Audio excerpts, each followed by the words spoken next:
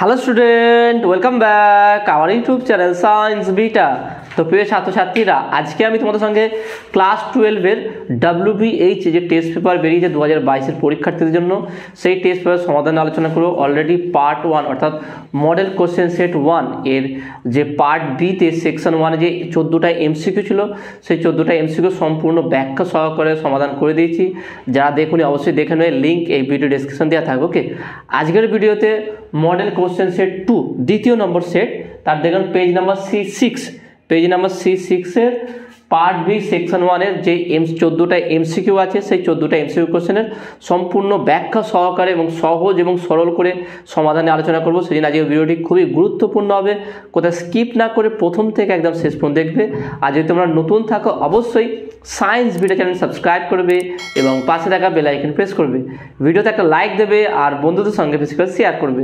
তো দেখে নাও প্রথম কোশ্চেনটা কি আছে। এখানে প্রথম কোশ্চেনটা আছে, দেখে একদম নিচের দিকে C6 পেজ নাম্বার নিচের দিকে আছে, দেখে নাও। তাছাড়া আমি তোমাদের যে সমস্ত কোশ্চেন সেট করাবো সেইগুলো তোমাদের আমার যে সায়েন্স ভিডিও চ্যানেল যে টেলিগ্রাফ চ্যানেল আছে, টেলিগ্রাফ চ্যানেলে দেখবে ওখানে সব PDF ফাইল তোমরা পেয়ে যাবে। অর্থাৎ তুমি যদি আমার টেলিগ্রাম চ্যানেলটি সাবস্ক্রাইব না করে থাকো, এই চ্যানেলের ডেসক্রিপশনে যাবে, দেখবে সেখানে টেলিগ্রাম বলে লেখা আছে। টেলিগ্রাম যে লিঙ্ক আছে, লিঙ্কে ক্লিক করে তোমার যদি মোবাইলে করো, মোবাইলে অটোমেটিক তোমার টেলিগ্রাম অ্যাপটা ওপেন হয়ে যাবে। সেখান থেকে তুমি এটা জয়েন করে নেবে। জয়েন করার পরেই সঙ্গে সঙ্গে যা যা সায়েন্স ভিডিও চ্যানেল থেকে ভিডিও আপলোড করা হয়, বিভিন্ন নোটস দেওয়া হয়, সেখানে কিন্তু টেলিগ্রাম চ্যানেলে সেগুলো আপলোড করা হয়। তো আমি যে সমস্ত কোশ্চেনগুলো তোমাদের সঙ্গে ডিসকাস করবো, এই কোশ্চেন পেপার অর্থাৎ যাদের কাছে WBH এর টেস্ট পেপার নেই, তারা কী করবে, টেলিগ্রাম চ্যানেলে যাবে, গিয়ে সেখান থেকে ডাউনলোড করে নেবে। কী করে টেলিগ্রাম জয়েন করো, প্রথমে দেখবেন মোবাইল টেলিগ্রাম যদি থাকে তাহলে তুমি ডাইরেক্ট পেয়ে যাবে, আর যদি না থাকে প্লে স্টোর থেকে টেলিগ্রাম ডাউনলোড করবে। ডাউনলোড করার পর এই ভিডিও ডেসক্রিপশনে যাবে, দেখবে টেলিগ্রামের লিঙ্ক দেওয়া আছে, লিঙ্কে ক্লিক করবে। ক্লিক করে তোমার মোবাইলে যে টেলিগ্রাম অ্যাপটা আছে সেটা ওপেন হয়ে যাবে, সায়েন্স ভিটা নাম চলে আসবে, সেটা তুমি জয়েন করে নেবে বা সাবস্ক্রাইব করে নেবে। তারপরে যা যা বিষয় এই আপলোড করা হয়েছে PDF ফাইলগুলো সব ওখান থেকে তোমরা পেয়ে যাবে। ওকে, তা দেখে নাও প্রথম কোশ্চেনটা, দেখে নাও প্রথম কোশ্চেন কী আছে। 1 নম্বর কোশ্চেনটা, একটি আহিত বস্তুর আধানের সর্বনিম্ন মান হতে পারে। একটি আহিত বস্তুর আধানের সর্বনিম্ন মান হতে পারে option A 10⁻⁻19 coulomb, option B 1.6 × 10⁻⁻19 coulomb, option C 1.6 × 10⁻⁻19 coulomb, okay, option D 0.8 × 10⁻⁻19 coulomb. এখানে দেখে নাও অপশান B 1.6 × 10⁻⁻19 কুলম, আর অপশান C 1.6 × 10⁻⁻19 কুলম। দুটো অপশান সেম দিয়ে দিয়েছে। অর্থাৎ এখানে কোশ্চেন নাম্বার 1, 1 নম্বর কোশ্চেনে দেখে নাও অপশান A বলছে কি 10⁻⁻19 কুলম। অপশান বিটা কি বলছে দেখে নাও, অপশান বি হচ্ছে কি, option B and option C দুটোই সেম বলেছে 1.6 × 10⁻⁻19 কুলম। এটা যে প্রিন্টিং মিস্টেক হয়েছে হয়তো, দুটোই এখানে সেম বলে দিচ্ছে। ওকে, তাহলে নেক্সট অপশান ডিটা কী বলছে, 0.8, অপশান ডি 0.8 × 10⁻⁻19 কুলম। তাহলে একটি আহিত বস্তু, দেখুন একটা আহিত বস্তু আছে, এর সর্বনিম্ন আধান কত হতে পারে, তাই না? সর্বনিম্ন আমরা সবথেকে ন্যূনতম আধানটা কত কি শুনেছি, সেটা যে কি ইলেকট্রনের আধান 1.6 × 10⁻⁻19 কুলম। আমরা যা আধান দেখি যে কোনো বস্তু, এখানে যখন কোনো বস্তু আহিত হয়, কার দ্বারা আহিত হয়, ইলেকট্রন দ্বারা। তাহলে একটা ইলেকট্রনের আধান কত হয়, 1.6 × 10⁻⁻19 কুলম। তাহলে এর থেকে কম আধান আমাদের জানা নেই, তাই না? এর থেকে কম আধান হয় না। সর্বনিম্ন কোনো আহিত বস্তু সর্বনিম্ন আধান হয় একটা ইলেকট্রনের আধান, আর সর্বোচ্চ হবে তার কোনো গণনা করা যাবে না, অনেক। অর্থাৎ ইলেকট্রন সংখ্যা যত বাড়বে তত আধানের পরিমাণ বাড়বে, ইলেকট্রন সংখ্যা যত কমবে আধানের পরিমাণ কমবে। তাহলে প্রত্যেকটা আহিত কোনো বস্তুকে আহিত করতে গেলে তাতে ইলেকট্রন ট্রান্সফার করা হয়। ওকে, তার মানে ইলেকট্রন গেলেই তবে সেটা আহিত হয়ে যায়। তাহলে সর্বনিম্ন যে আধান হবে সেটা একটা ইলেকট্রন আধান, এর থেকে কম আর হয় না। ওকে, ইলেকট্রনের থেকে কম আধান আর কিছু নেই, সেই জন্য ইলেকট্রনের আধান হচ্ছে 1.6 × 10⁻⁻19 কুলম। তো সর্বনিম্ন যে আধানটা হবে সেটা কত হচ্ছে দেখে নাও, অপশান বি বলো বা অপশান সি বলো 1.6 × 10⁻⁻19 কুলম। ওকে, নেক্সট কোশ্চেন দেখো। নেক্সট কোশ্চেন নাম্বার 2 কি বলছে দেখো, সুষমভাবে আহিত ফাঁপা গোলকের জন্য তার কেন্দ্র থেকে আর দূরে আর গ্রেটার দ্যান ক্যাপিটাল আর তড়িৎ প্রাবল্য ই হলে এর মান কত? ই আর স্মল আর এর মধ্যে সম্পর্ক কী হবে? কোশ্চেনটা আরেকবার বলছি, ভালো করে শুনে নাও। সুষমভাবে আহিত ফাঁপা গোলকের জন্য তার কেন্দ্র থেকে স্মল আর দূরে, আমি ছবিটা এঁকে দিচ্ছি তাহলে তোমরা সহজে বুঝতে পেরে যাবে। ধরো একটা গোলক আছে, কোশ্চেন নাম্বার এটা 2, দ্বিতীয় নম্বর কোশ্চেন। একটা গোলক আছে যার ব্যাসার্ধ হচ্ছে কি ক্যাপিটাল আর, এখান থেকে স্মল আর দূরত্ব, এখান দূরত্ব স্মল আর, এটা হচ্ছে ডিস্টেন্স স্মল আর। ওকে, তাহলে একটা পি বিন্দুতে, ওকে পি বিন্দুতে, তাহলে এখানে বলতে পারি কি স্মল আর গ্রেটার দ্যান ক্যাপিটাল আর। ওকে, তাহলে কোনো একটা ফাঁপা গোলক, এখানে ফাঁপা গোলক বলেছে, ওকে কোনো একটি ফাঁপা গোলকের জন্য তার কেন্দ্র থেকে স্মল আর দূরত্বে, যেখানে আর গ্রেটার দ্যান ক্যাপিটাল আর, ওকে হয় তড়িৎ প্রাবল্য ই হলে, এখানে যদি তড়িৎ প্রাবল্য ই হয় তাহলে ই এবং স্মল আর এর মধ্যে সম্পর্ক হবে কোনটা হবে, বা এর মধ্যে কোন অপশনটা সঠিক হবে? অপশানগুলো দেখতে হবে। অপশান এ, অপশান এটা কী বলছে দেখে নাও, E proportional to r, E proportional to r. Option B, option বিটা কী বলছে দেখে নাও, E proportional to 1/r²। Option C, option সিটা কী বলছে দেখে নাও, E proportional to r²। Option D, option ডিটা কী বলছে দেখে নাও, ই ইকুয়াল টু 1/r²। ওকে, এটা তাহলে কোনটা সঠিক হবে দেখে নাও। তাহলে আমরা জানি নর্মালি তড়িৎ ক্ষেত্রের সমীকরণকে, ভালো করে কনসেপ্টটা ক্লিয়ার করার চেষ্টা করি। তড়িৎ ক্ষেত্রের সমীকরণকে যদি আমরা এসআই পদ্ধতি করি, E equal to 1/4πε0 into q/r², তাহলে q/r²। এবার দেখে নাও, যদি গোলকের ভিতরে একটা থেকে না, ভালো করে বুঝে নাও, একটা ফাঁপা গোলক আছে, তার ভিতরে যদি আমি ইলেকট্রিক ফিল্ড বের করি সেক্ষেত্রে কি তার মান কত? 0 হবে, কারণ ভিতরে কোনো আধান নেই, চার্জ শূন্য। আর যখনই বাইরে কোনো জায়গায় আমি ইলেকট্রিক ফিল্ড বের করব তখন তার আধানটা কোথায় আছে ধরে নাও, তার কেন্দ্রে। ফাঁপা গোলক হোক বা সলিড গোলক হোক, আয়িত গোলক হলেই যদি ফাঁপা বা সলিড হয়, যদি আমি গোলকের বাইরে কোনো জায়গায় ইলেকট্রিক ফিল্ড বের করি তাহলে সলিড গোলকের ক্ষেত্রে, অর্থাৎ রিজিড যে স্পিয়ার আছে, রিজিড স্পিয়ারের ক্ষেত্রে স্পিয়ারের বাইরে যা ইলেকট্রিক ফিল্ড হবে, একটা হলো স্পিয়ার বা একটা ফাঁপা গোলকের ক্ষেত্রেও বাইরে ইলেকট্রিক ফিল্ড সেম হবে, ফর্মুলা একই থাকবে। ওকে, কোনো পাল্টাবে না। তাহলে এখানে যদি দেখি কিউ তাহলে ধ্রুবক, আমার যেহেতু বাইরে বলেছে, ওকে আমার গোলকের বাইরে বলেছে, তাহলে এখানে কিউ ধ্রুবক, টোটাল আধানটা কোথায় আছে তার কেন্দ্রের মধ্যে আছে, আমরা ধরে নেব। তাহলে কিউ ধ্রুবক, 4πε0 ধ্রুবক, তাহলে এখান থেকে বলতে পারি কি ই ইকুয়াল টু, আমি তো একটা লাইন লিখি, q/4πε0 ইন্টু 1/r²। তাহলে এটা যদি ধ্রুবক হয়ে যায় তাহলে বলবো কি ই প্রপোর্শনাল টু 1/r²। তাহলে এখানটা দেখে নাও কী হচ্ছে, ইলেকট্রিক ফিল্ড দূরত্বের বর্গের ব্যস্ত অনুপাতিক, অর্থাৎ option B, option B is a right answer. তোমাদের বইয়ে দেখবে অনেক কটা অপশান ভুলভাল দেওয়া আছে, তোমাদের WBH এর টেস্ট পেপার দেখবে যে পিছন থেকে যে উত্তরগুলো দেওয়া আছে, উত্তরগুলো অনেকটা ভুলভাল আছে, ওকে সঠিক সবটা নেই। তো সেই জন্য ভিডিওগুলো অবশ্যই মনোযোগ সহকারে বোঝার চেষ্টা কর, কেন এই অ্যান্সারটা হচ্ছে, কেন অন্যটা হচ্ছে না, এর লজিকটা কী, মেন কোন ফর্মুলা থেকে বা কোন কনসেপ্টে উত্তরটা হচ্ছে, সেইগুলো কিন্তু গুরুত্ব দিয়ে বুঝতে হবে, কারণ এইটা বুঝতে পারলে তবেই তুমি অন্যান্যগুলো সহজে করতে পারবে। তাহলে দেখে নাও, তো রাইট অ্যান্সার ইজ, এটা যদি ধ্রুবক হয়ে যায় তাহলে ই প্রপোর্শনাল টু 1/r², তাহলে option B, option B is a right answer. Okay, next question number হচ্ছে 3 নম্বর কোশ্চেনটা খুবই সহজ কোশ্চেন দিয়েছে। 1 অ্যাম্পিয়ার কিসের সমতুল্য? 1 অ্যাম্পিয়ার কিসের সমতুল্য? অপশানগুলো দেখানো বলেছে 1 জুল পার সেকেন্ড, আমি এখানে লিখে দিচ্ছি। Okay, next question number 3, question number 3, অপশানগুলো দেখে নাও। অপশান এ বলছে দেখি 1 joule per second. Option B কী বলছে দেখে নাও, 1 coulomb per second, 1 coulomb per second. Option ডিটা কী বলছে দেখে নাও, 1 কুলম সেকেন্ড, 1 কুলম, এটা অপশান সি হবে। Okay, 1 coulomb second. অপশান ডিটা কী হবে দেখে নাও, 1 joule second, 1 joule second. 1 ampere equal to কত? কোশ্চেন আছে কি 1 অ্যাম্পিয়ার এর মধ্যে কার সঙ্গে সমান হবে, এ দিয়ে লিখলাম 1 অ্যাম্পিয়ার। অ্যাম্পিয়ার আছে কিসের একক? কারেন্টের একক। আমরা কারেন্ট কি জানি, আই ইকুয়াল টু কিউ, বা আমি এখানে লিখে দেখে নাও, I equal to q/t, I equal to q/t। Q এর একক কি? কুলম। সময়ের একক কি? সেকেন্ড। তাহলে আই এর একক কি? অ্যাম্পিয়ার। তাহলে 1 ampere equal to 1 coulomb per 1 second, তার মানে এখান থেকে বলতে পারি কি 1 ampere equal to 1 coulomb second minus 1। তাহলে অ্যান্সারটা কত দাঁড়াচ্ছে দেখে নাও। এখানটায় আমরা কোন ফর্মুলা ইউজ করলাম, এটা থেকে I equal to Q by T, তাহলে 1 ampere equal to 1 coulomb per second, অর্থাৎ option B, option B is a right answer. Okay, তো আশা করি তোমরা এটা বুঝতে পেরেছো। পরের কোশ্চেনে যাওয়া যাক। পরের কোশ্চেন কি, 4 নম্বর কোশ্চেনটা। 4 নম্বর কোশ্চেনটা কি বলছে, 4 নম্বর কোশ্চেনে দেখেন বলছে যদি তড়িৎ প্রবাহ মাত্রাকে স্থির রেখে বৃত্তাকার তড়িৎ পরিবাহীর ব্যাসার্ধ দ্বিগুণ করা হয়, তবে বৃত্তাকার পরিবাহীর কেন্দ্রে চুম্বক ক্ষেত্র কত হবে। অপশনগুলো দেখে নাও, এই অপশনগুলো লিখছি এখানটায়। কোশ্চেনটা খুবই গুরুত্বপূর্ণ আছে এবং লজিক্যাল আছে, দেখে নাও। কোশ্চেন নাম্বার হচ্ছে 4 নম্বর কোশ্চেনটায় অপশনগুলো কী কী বলছে দেখে নাও। অপশন এটা বলছে কি একই থাকবে।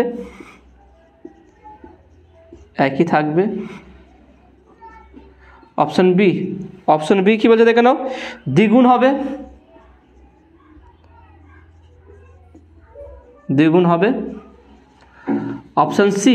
অপশন সিটা কি বলছে দেখে নাও, অর্ধেক হবে।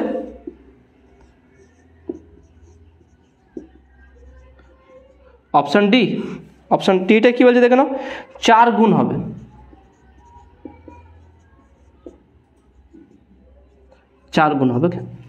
কোশ্চেনটা আরেকবার ভালো করে বুঝে নাও, কোশ্চেনটা কি বলছে। এই কোশ্চেনটা আলাদা। ওকে, 4 নম্বর কোশ্চেনটা বলছে কি তড়িৎ প্রবাহ মাত্রাকে স্থির রেখে বৃত্তাকার তড়িৎ পরিবাহীর ব্যাসার্ধ দ্বিগুণ করা হয়, তবে বৃত্তাকার পরিবাহীর কেন্দ্রের চুম্বক ক্ষেত্র কী হবে। আমরা নর্মালি জানি কি কোনো যদি বৃত্ত থাকে, ওকে, কোনো বৃত্তাকার যদি কুণ্ডলী হয়, ওকে, তার কেন্দ্রে চুম্বক ক্ষেত্রে কী হবে, বি ইকুয়াল টু μ0 I/2R। ওকে, এইটা ফর্মুলা। তো তড়িৎ চুম্বকত্ব চ্যাপ্টারে যাবে, সেখানে দেখবে এটা পেয়ে যাবে। ওকে, বায়োসাভার্ট লতে সেখানে এর অ্যাপ্লিকেশন ছিল বি ইকুয়াল টু μ0 I/2R, আর হচ্ছে কি ব্যাসার্ধ। Okay, μ0 equal to B equal to μ0 I/2R, যেখানে এর মধ্যে দিয়ে কারেন্ট যাচ্ছে কি আই কারেন্ট যাচ্ছে। এবারে কোশ্চেনে বলেছে কি প্রবাহ মাত্রা সেম আছে, ব্যাসার্ধকে ডাবল করা হয়েছে। ওকে, অর্থাৎ এক্ষেত্রে এখানে বলা হয়েছে কি ব্যাসার্ধটা আর ড্যাশ ইকুয়াল টু 2R হয়ে গেছে। তাহলে বি ড্যাশটা কত হচ্ছে দেখুন, বি ড্যাশটা হচ্ছে কি μ0 I, কারেন্টটা ঠিকই আছে, 2 ইন্টু আর ড্যাশ, তাহলে আর ড্যাশটা কত হবে μ0 I/2 ইন্টু 2R। কেন ব্যাসার্ধটা কী হয়েছে দেখে নাও, দ্বিগুণ করা হয়েছে। দেখে নাও বলেছে কোশ্চেনে কি ব্যাসার্ধ দ্বিগুণ করা হয়েছে। তাহলে 2R হলে তাহলে কত হচ্ছে দেখে নাও, তাহলে বা বি ড্যাশ ইকুয়াল টু 1/2 আমি বাইরে বের করলাম, একটা 2 বাইরে বের করলাম, μ0 I/2R। তাহলে μ0 I/2R কি, μ0 I/2R বি। তাহলে এখান থেকে বলতে পারি কি, তাহলে বা B dash equal to B/2। তাহলে কী হচ্ছে দেখে নাও, তার চুম্বক ক্ষেত্র কী হচ্ছে অর্ধেক হয়ে যাচ্ছে।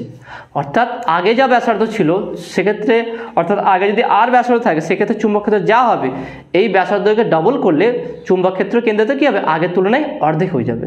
তাহলে অপশানটা দেখে নাও, option C is a right answer. Okay, next question number 5 নম্বর কোশ্চেনটা। এই কোশ্চেনটা খুবই সুন্দর কোশ্চেন আছে, দেখে নাও কী বলছে। একটি পরিবর্তী প্রবাহের সমীকরণ I equal two 3 sin ωt plus 4 cos ωt হলে প্রবাহের RMS মান হবে, প্রবাহের RMS ভ্যালু কত হবে। খুবই সুন্দর, দেখে নাও। তাহলে এটা কীভাবে হবে, তাহলে দেখো কোশ্চেন নাম্বার কত, কোশ্চেন নাম্বার 5। ওকে, কোশ্চেন নাম্বার কত 5। তার সমীকরণ কী দিয়েছে, I ইকুয়াল টু বলছে কি 3 sin ωt plus 4 cos ωt। কী বের করতে বলেছে কি IRMS। এখানে কী বের করতে বলেছে IRMS এর ভ্যালু কত হবে। তাহলে অপশানগুলো দেখে নিই। অপশান এ কী বলছে 3/√2 4/√2 3/√2, অপশান বি 4/√2, অপশান সি 7/√2 5/√2। ওকে, 7/√2, অপশান ডি 5/√2। তাহলে আমরা কীভাবে বের করে দেখানো, এইটাকে সমাধান করে এই ফরম্যাটে নিয়ে যাবো, I equal to I0 sin ωt এই আকারে নিয়ে যাবো। ওকে, তাহলে কীভাবে নিয়ে যাবো দেখে নাও, একটা কাজ করছি, সমীকরণটা দেখে নাও, সমীকরণটা ভালো করে বুঝে নাও কী দিয়ে আছে। হচ্ছে সমীকরণ। ওকে, ইকুয়েশনটা এটা। তাহলে একটা কাজ করা যায়, 3 equal to r cos theta, 3 equal to r cos theta, আর 4 equal to r sine theta. Okay, এটা তাহলে বসানো যাক, ওখানটায় বসালে কী হবে, তাহলে অতএব I equal to r cos theta sine omega t plus r sine theta cos omega t. তাহলে এখান থেকে আর কমন নিলে তাহলে সাজিয়ে লিখলে কী হবে, sine omega t cos theta plus cos omega t sine theta. তাহলে এটা কিসের ফর্মুলা হচ্ছে, r sine omega t plus theta I equal to. Okay, এখানে আর না করে আমি একটা কাজ করছি, এটাকে I0 করছি, তাহলে সুবিধা হবে। ওকে, আর দেওয়া আছে, আর দরকার নেই, এখানে আমি I0 দিচ্ছি, তাহলে সুবিধা হবে। দেখুন I0, তাহলে এটা কি হবে, I0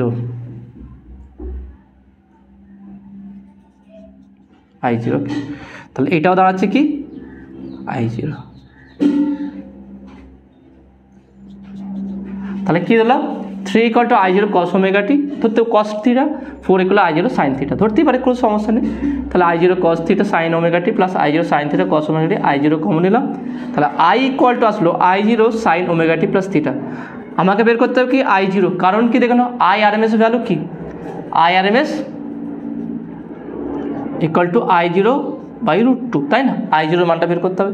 কীভাবে বের করে দেখানো, এখান এই দূর থেকে আমাকে I0 মানটা বের করতে হবে।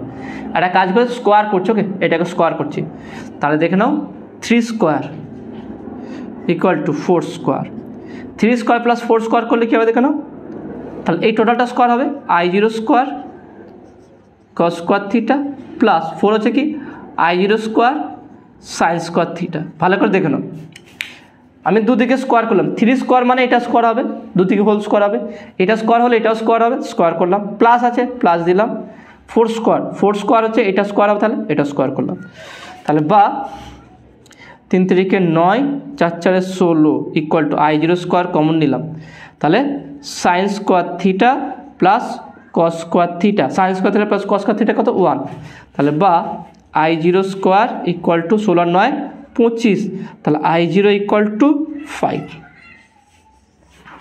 দেখেন কত সহজে বেরিয়ে গেল, তাহলে I0 ইকুয়াল টু কত 5। তাহলে এখানে আমি IRMS বের করতে, তাহলে অতএব IRMS equal to I0 by √2, তাহলে 5 বাই √2। ওকে, তাহলে IRMS এর মান কত, I0 যে 5, তাহলে 5 বাই √2। অ্যান্সারটা দেখে নাও, অ্যান্সার যে option D, option D is a right answer.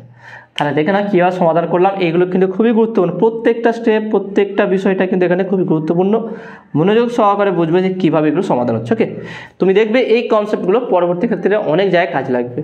তো নেক্সট পরবর্তী দেখে নাও, পরবর্তী কোশ্চেনটা কী আছে, পরবর্তী কোশ্চেন নাম্বার 6 নম্বর কোশ্চেনে দেখে নাও কী বলছে, তড়িৎচুম্বকীয় তরঙ্গ নয়, 4টে অপশান আছে, এর মধ্যে কোনটি তড়িৎচুম্বকীয় তরঙ্গ নয়। অপশান দেখুন, অপশান এ মহাজাগতিক রশ্মি, অপশান বি গামা রশ্মি, অপশান সি বিটা রশ্মি, অপশান ডি এক্স রশ্মি। দেখুন অপশানগুলো আমি লিখছি, কোশ্চেন নাম্বার কত, question number 6। Okay, question number 6, option A হচ্ছে মহাজাগতিক রশ্মি, মহাজাগতিক রশ্মি, অপশান বি গামা রশ্মি,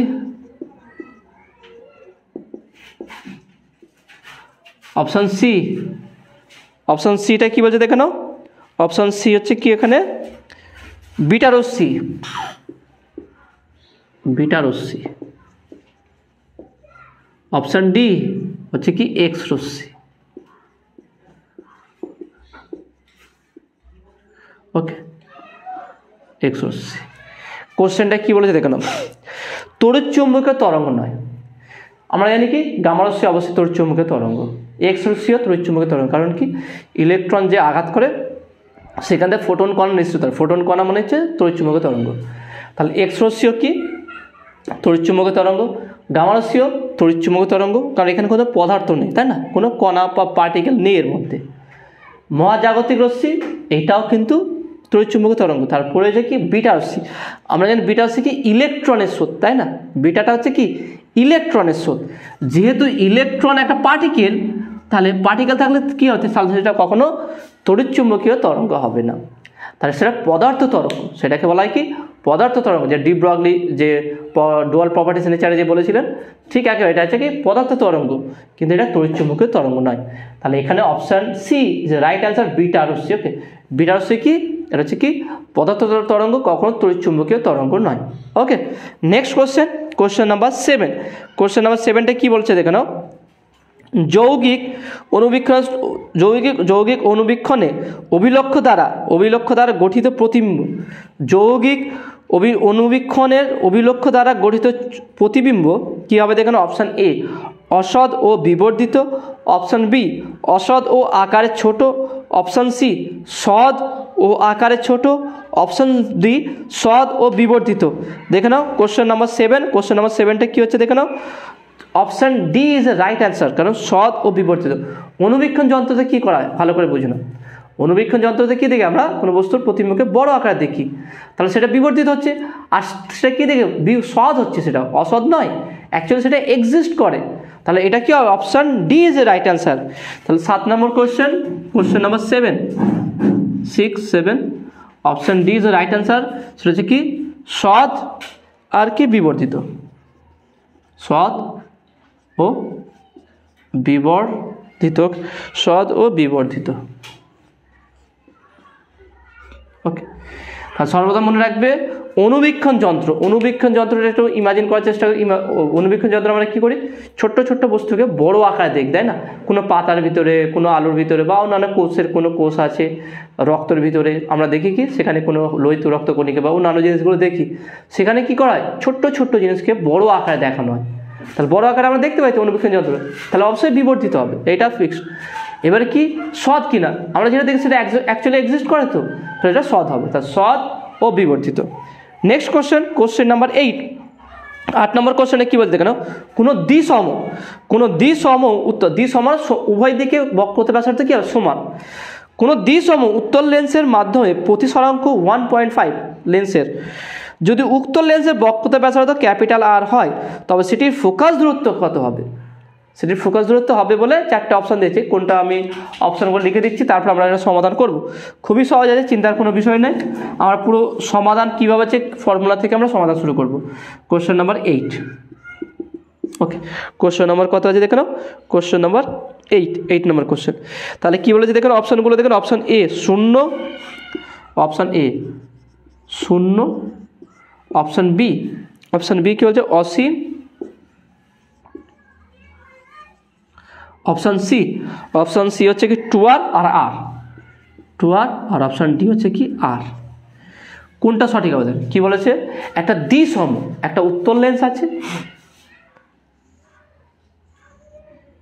দ্বিসম মানে হচ্ছে কি এখান থেকে এর বক্রতা ব্যাসার্ধ যা হবে, এখান থেকে এর বক্রতা ব্যাসার্ধ সেম হবে, অর্থাৎ এক্ষেত্রে R1 আর R2 সেম হবে, কিন্তু R1 R2 ডাইরেকশনটা মানে সাইনটা অপোজিট হবে, R1 পজিটিভ হয়, R2টা নেগেটিভ। ওকে, তাহলে দ্বিসম উত্তর লেন্সের প্রতিসরাঙ্ক, এর মিউটা কত বলেছে, মিউ ইকুয়াল টু 1.5 বা বলতে পারি কি আমরা 3/2।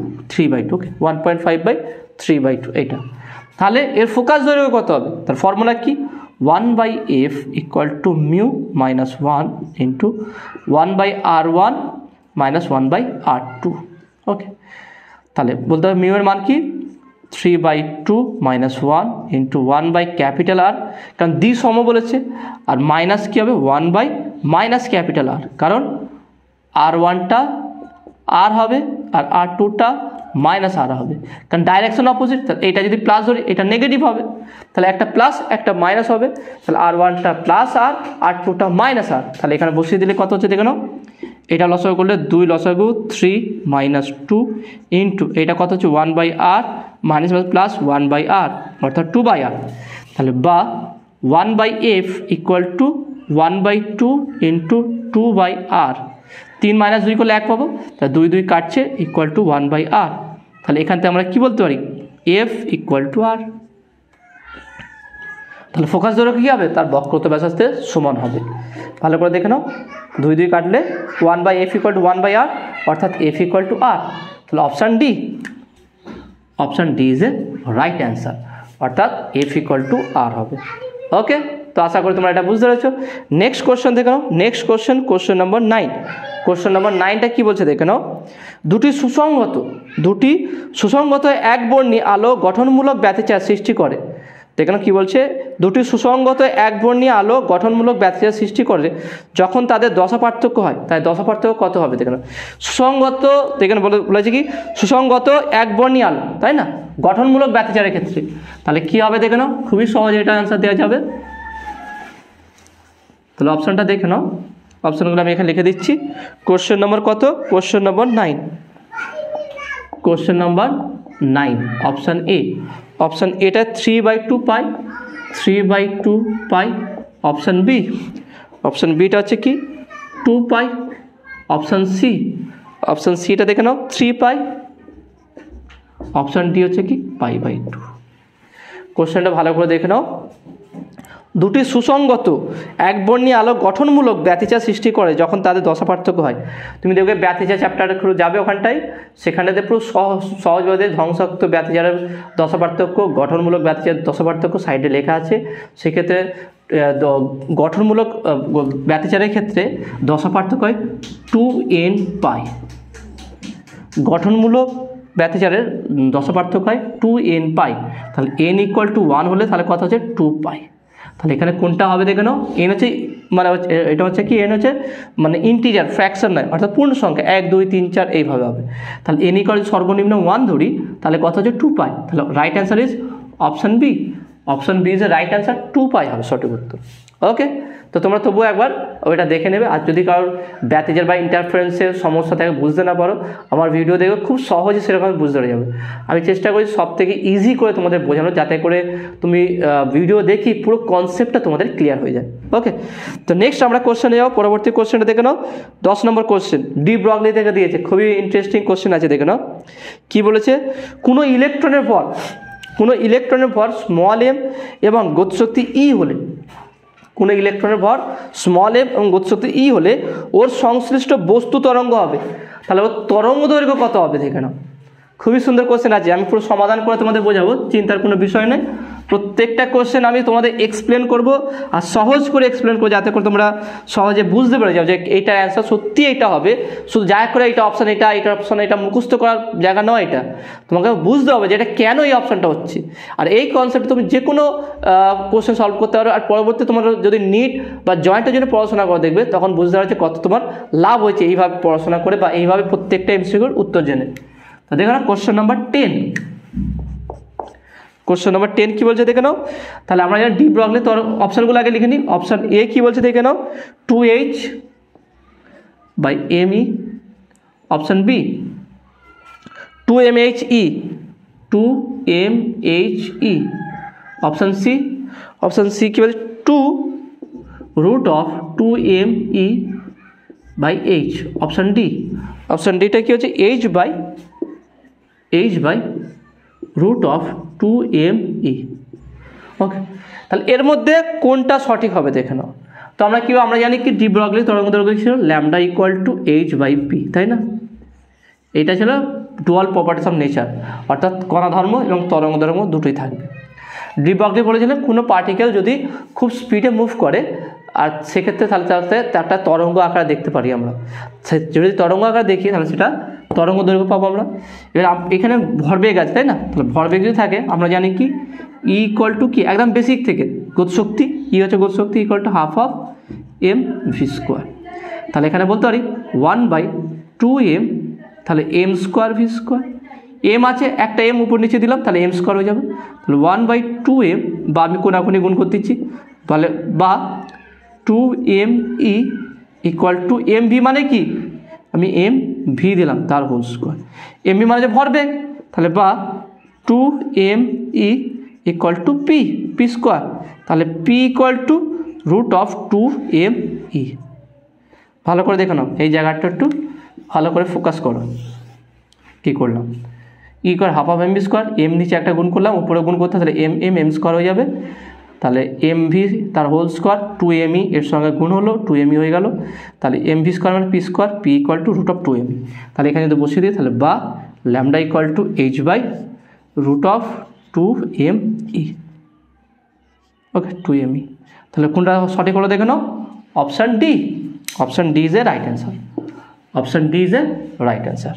ওকে, তাহলে নেক্সট কোশ্চেনে আমরা যাবো। পরের কোশ্চেনটা কী বলছে, পরের কোশ্চেনটা বলছে কোশ্চেন নাম্বার 11। কী বলছে দেখে নাও, বোরের মডেল অনুযায়ী হাইড্রোজেন পরমাণু ও হিলিয়াম প্লাস, হাইড্রোজেন পরমাণু এবং হিলিয়াম প্লাস, আমরা জানি হিলিয়ামের ক্ষেত্রে পরমাণু সংখ্যা 2, একটা ইলেকট্রন চলে গেছে, তাহলে একটা ইলেকট্রন আছে, দুটি তাহলে সমতুল্য হচ্ছে। তাহলে হাইড্রোজেন পরমাণু হিলিয়াম প্লাস পরমাণুর প্রথম কক্ষে অবস্থিত ইলেকট্রনের শক্তির অনুপাত হবে। অবস্থিত ইলেকট্রনের শক্তির অনুপাত কত হবে সেইটা বের করতে হবে। অপশানগুলো দিয়ে দিয়েছে, তো আমি অপশানগুলো লিখবো এবং এর সঠিক অ্যান্সারটাও প্রমাণ করে দেখাবো। খুবই ইজি আছে কোশ্চেনটা, দেখে নাও।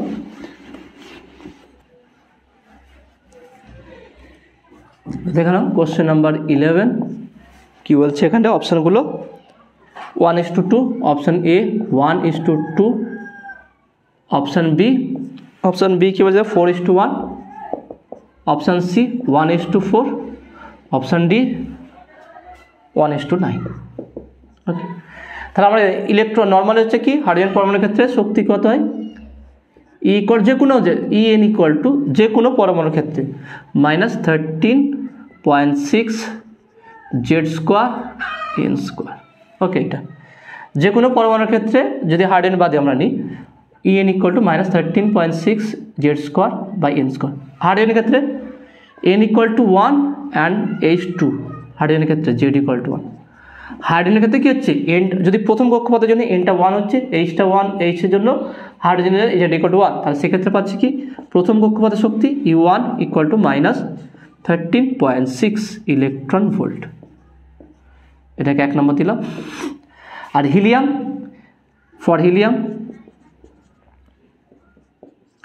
প্লাস প্রথম কক্ষপথের জন্য প্রথম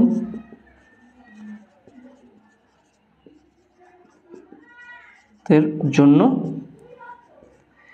n ইকুয়াল টু 1, আর হিলিয়ামের জন্য z ইকুয়াল টু কত 2। ওকে, হিলিয়ামের জন্য z ইকুয়াল টু 2, তাহলে যদি বসিয়ে দিই E1 ড্যাশ করলাম ইকুয়াল টু -13.6 ইন্টু জেডের জায়গায় কত বসবে 2 স্কোয়ার বাই 1 স্কোয়ার, তার মানে কত পাচ্ছি E1 dash equal to -4 into 13.6 okay electron volt. এটা হচ্ছে কি 2 নম্বর। তাহলে 1/2 করি, বা আমি এখানে লিখে দিতে পারি H আর এটা HE, ব্যাস। ওকে, ড্যাশ দিতে হবে না, HE দিলাম H। তাহলে দেখে নাও, তাহলে EH by EHE equal to কত হবে দেখে নাও।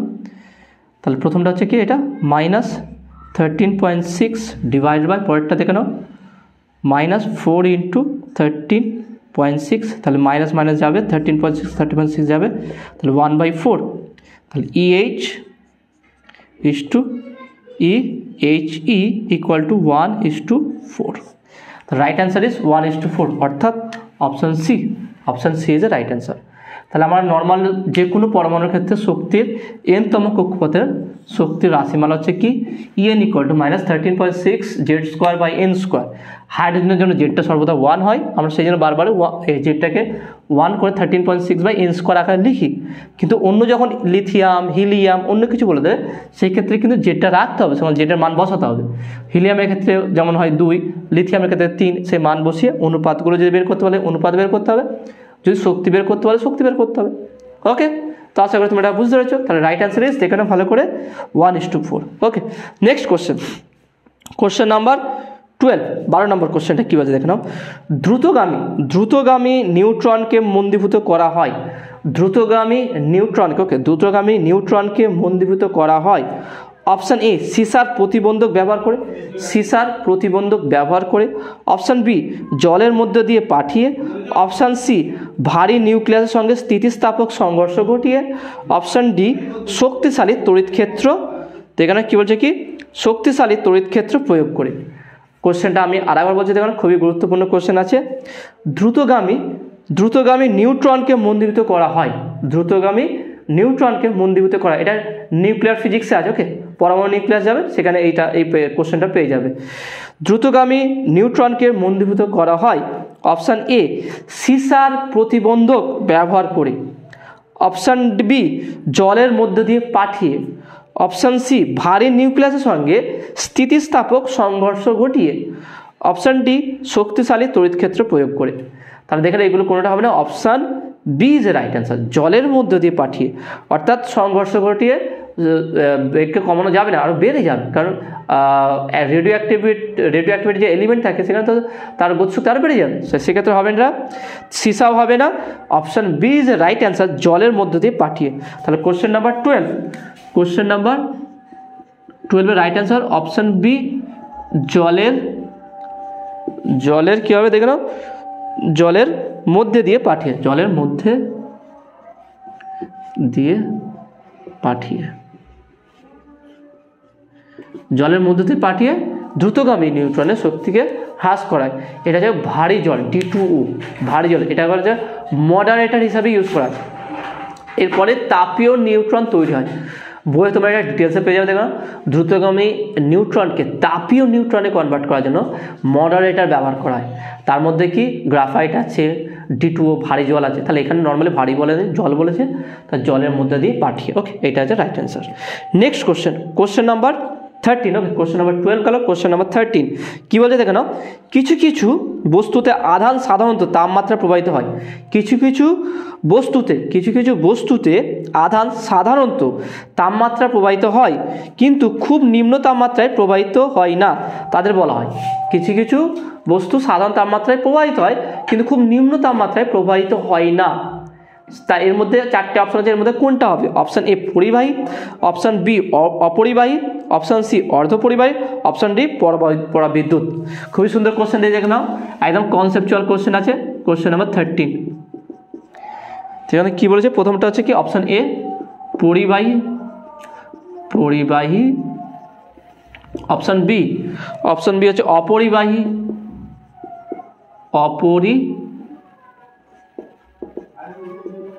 অপরিবাহী, অপশান সি অর্ধপরিবাহী,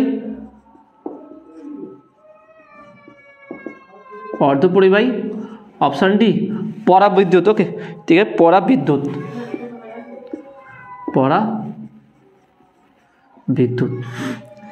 দেখে নাও, পরিবাহী যে কোনো পরিবাহী যদি হয়, যে কোনো তাপমাত্রা কম হোক বেশি হোক, যে কোনো জাতি হোক, কিন্তু এরা তড়িৎ পরিবহন করবে। পরিবাহীর ক্ষেত্রে কোনো সমস্যা নেই, পরিবাহী অবশ্যই তড়িৎ পরিবহন করবে। অপরিবাহী তাপমাত্রা কম হোক বা বেশি হোক কোনো সমস্যা নেই, তড়িৎ পরিবহন করবে না। মানে ইনসুলেটর কখনোই তড়িৎ পরিবহন করবে না, আর কন্ডাক্টর সর্বদা তড়িৎ পরিবহন করবে। বাকি রইল এই দুটো, অর্ধপরিবাহী, পরাবিদ্যুৎ একটা মেটেরিয়ালস। ওকে, এটার সঙ্গে এখানে এখানে দেখে নাও, এখানে কিছু বস্তু তাপমাত্রা প্রবাহিত, এটার সঙ্গে কোনো যায় আসে না, তাহলে অর্ধপরিবাহী যে রাইট অ্যান্সার। তাহলে এখানে সঠিক উত্তর কি? অর্ধপরিবাহীর উষ্ণতা যখন কমানো হবে তখন এটা অন্তরকের ন্যায় আচরণ করে। অর্ধপরিবাহী মানে এটা এমন একটা পদার্থ যেটা কখনো কখনো পরিবাহীর ন্যায় আচরণ করে, কখনো কখনো অন্তরকের ন্যায় আচরণ করে। এটা ডিপেন্ড করে এর ব্যান্ড গ্যাপ এনার্জি বা পটিতত্ত্ব আছে, যেটা আমি এই চ্যাপ্টারটা ডিটেলসে পড়েছিলাম, তোমরা যা দেখুনি অবশ্যই দেখে নেবে, খুব সহজ করে সেটা বোঝানো হচ্ছে। কেন অর্ধপরিবাহী এই কন্ডিশন হয়, অর্থাৎ নিম্ন তাপমাত্রায় অন্তরকের মতো আচরণ করে, আর তাপমাত্রা ইনক্রিজ করলে এর কী হচ্ছে পরিবাহিতা বা পরিবাহীর মতো আচরণ করে। কেন এরকম করে সেটা আমি ভিডিওতে ডিটেলসে বলেছিলাম। ওকে, তাহলে এখানে একমাত্র উত্তর হবে অর্ধপরিবাহী, কারণ অর্ধপরিবাহী নিম্ন তাপমাত্রায় অন্তরকের মতো আচরণ করে, আর উচ্চ তাপমাত্রায় সুপরিবাহীর মতো আচরণ করে। ওকে, নেক্সট কোশ্চেন নাম্বার 14। ওকে, 13 গেল, লাস্ট কোশ্চেন। ওকে, কোশ্চেন নাম্বার 14 লাস্ট কোশ্চেন। দেখুন কি বলছে, তাপ প্রয়োগের ফলে একটি পিএন সংযোগ ডায়োডের তাপমাত্রা বৃদ্ধি ঘটে, ফলে অপশান এ পিএন সংযোগের পুরো ভিআই অর্থাৎ ভোল্টেজ কারেন্ট বৈশিষ্ট্যকে প্রভাবিত করে।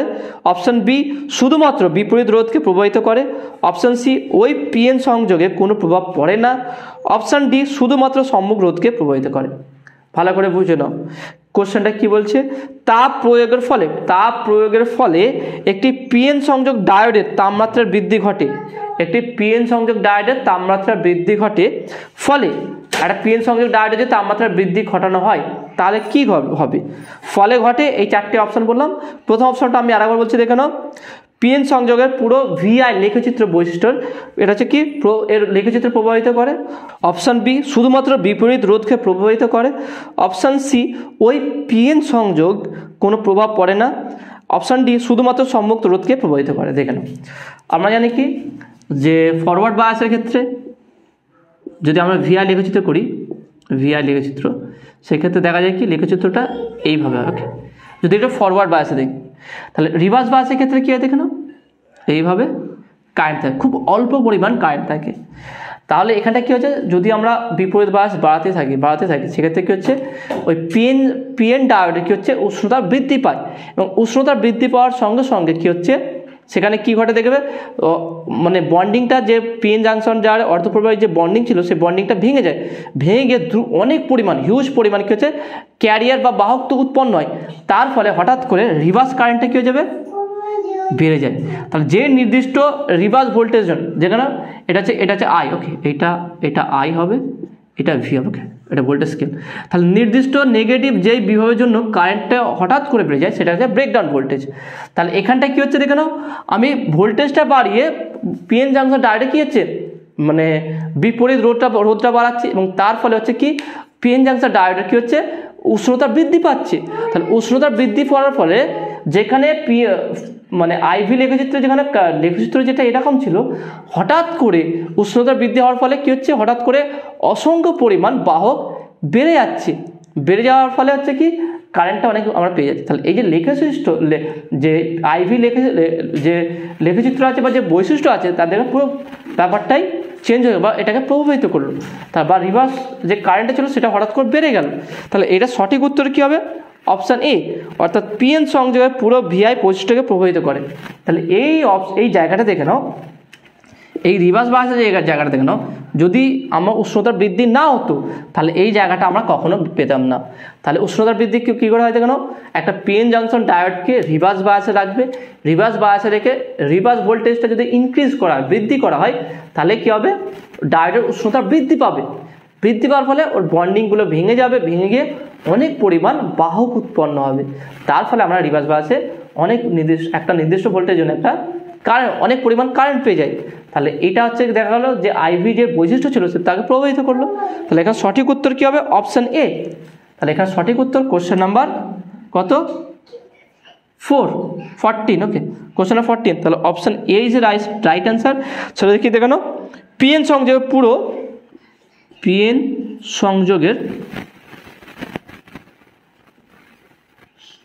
পুরো ভিআই বৈশিষ্ট্য কী হবে দেখে নাও বৈশিষ্ট্যকে প্রভাবিত করে। ওকে, পুরো করে। ওকে, প্রভাবিত করে। তাহলে পুরো পিএন সংযোগের পুরো ভিআই বৈশিষ্ট্য কী করবে প্রভাবিত করবে। ওকে, তো আশা করি তোমরা এটা বুঝতে পেরেছো। তা দেখেন টোটাল আজকে আমি মডেল কোশ্চেন সেট 2 এর টোটাল যে 14টা কোশ্চেন ছিল এমসিকিউ প্রত্যেকটা কোশ্চেনে তোমাদের ব্যাখ্যা সহকারে বোঝালাম। কেমন লেগেছে তোমাদের সেটা তোমরা অবশ্যই কমেন্টে জানাবে, বুঝতে পারলে কি না সেটা তোমরা বলবে। নতুন থাকলে অবশ্যই সায়েন্স বিটা চ্যানেল সাবস্ক্রাইব করবে এবং পাশে থাকা বেল আইকনে প্রেস করবে, ভিডিওতে একটা লাইক দেবে আর বন্ধুদের সঙ্গে বেশি করে শেয়ার করবে। তো দেখাবে নেক্সট ভিডিওয়। Have a nice day.